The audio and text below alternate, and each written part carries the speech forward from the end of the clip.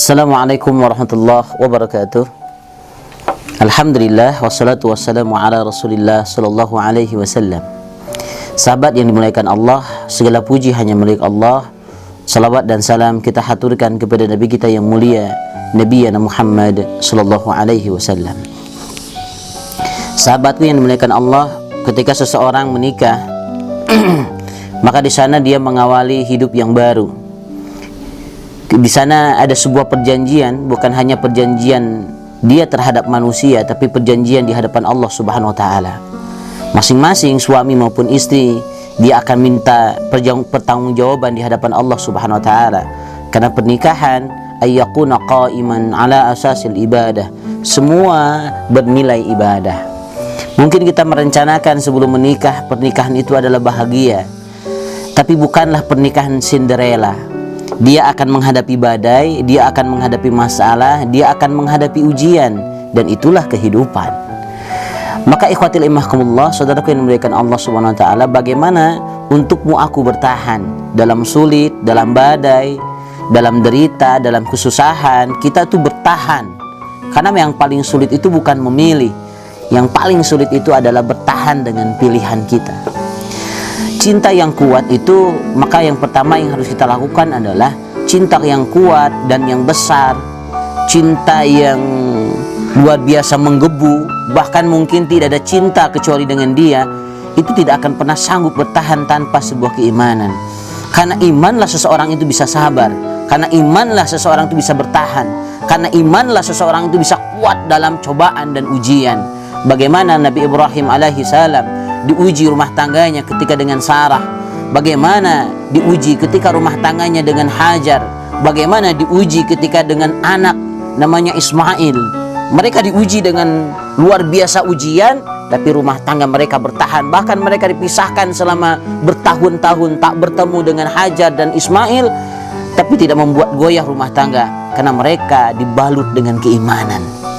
Sahabat yang dimuliakan Allah Subhanahu wa taala, Rasulullah sallallahu alaihi wasallam bersabda, "Idza ja'akum man tardawnahu dinahu wa khuluquhu fazawwijuhu illa taf'aluhu takun fitnatun fil ardi wa fasadun kabir."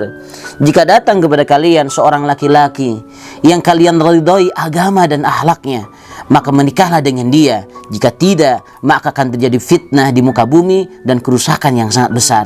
Hadis riwayat Tirmidzi nomor 10085. Ikhwatul iman yang dimuliakan Allah Subhanahu wa taala, sungguh memilih seseorang bukan karena ketampanannya, sungguh memilih seseorang bukan karena kecantikannya, tapi Rasulullah sallallahu alaihi wasallam mengingatkan kepada kita, ketika datang seorang yang baik iman dan akhlaknya, maka menikahlah dengan dia, karena itulah yang akan membuat bertahan dalam rumah tangga.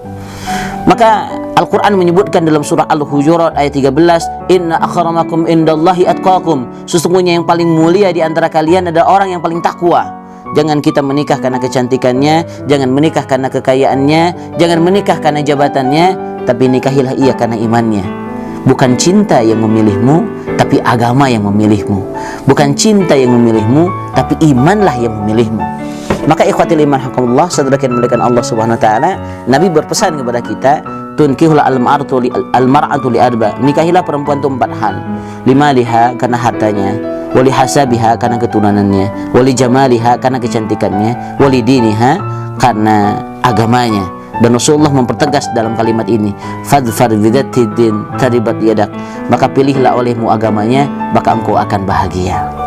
Kalau kita sudah memilih dia karena agama, karena kesolehannya, karena akhlaknya, insya Allah rumah tangga akan bertahan dalam kesulitan.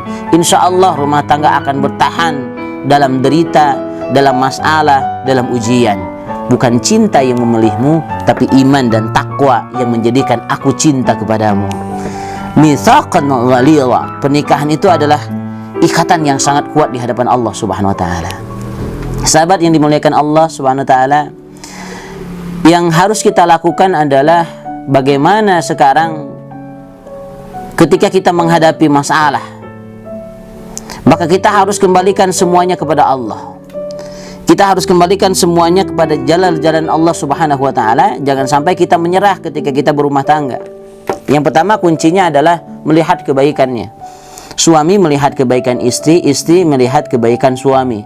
Manakala istri melihat kejelekan suami atau suami yang dilihat adalah keburukan daripada istrinya, maka itu adalah awal dari retaknya rumah tangga dan awal daripada kehancuran rumah tangga.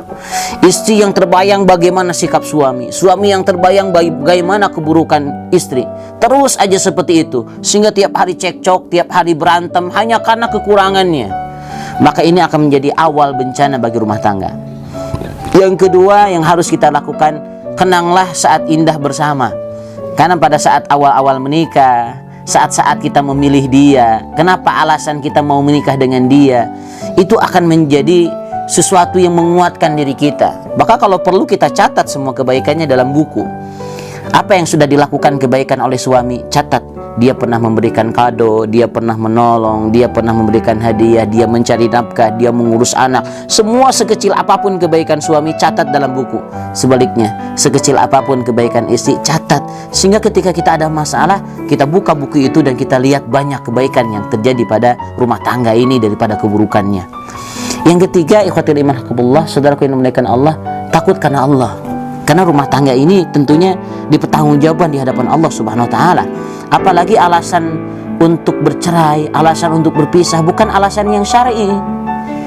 Hanya karena cemburu, hanya karena cekcok, atau hanya karena hal-hal yang tidak syar'i. Ketika suami tidak pulang selama berbulan-bulan lamanya, ketika suami tidak memberikan nafkah, ketika suami KDRT, ketika suami misalkan dia melakukan dosa-dosa besar, ya, dia fasik, maka mungkin itu alasannya syar'i untuk bercerai. Tapi kalau tidak ada alasan yang syar'i, jangan sampai kita berpisah hanya karena perkara-perkara yang sepele. Ingatlah bahwa pernikahan dengan siapapun, menikah dengan siapapun, pasti ada cobaan, pasti ada ujian, pasti ada masalah. Terkadang kita perlu melihat kekurangan diri sendiri untuk menyadarkan orang lain, dan terkadang kita harus mengaku diri bersalah agar orang lain sadar atas kesalahannya. Maka belajarlah merendah sampai tidak ada yang bisa merendahkanmu. Belajar mengalah sampai tidak ada yang bisa mengalahkanmu. Semoga tetap bertahan dalam ujian dan badai. Assalamualaikum warahmatullahi wabarakatuh. Di waktu senja aku terdiam, menulis sajak dan puisi.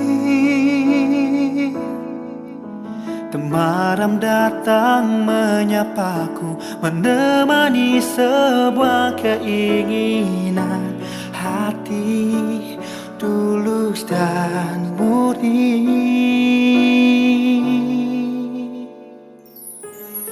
Kau adalah teman masa laluku yang kini ingin ku perjuangkan. Sudah lama aku mencari jalan untuk menemukan dirimu lagi. Ini niatku, izinkan ku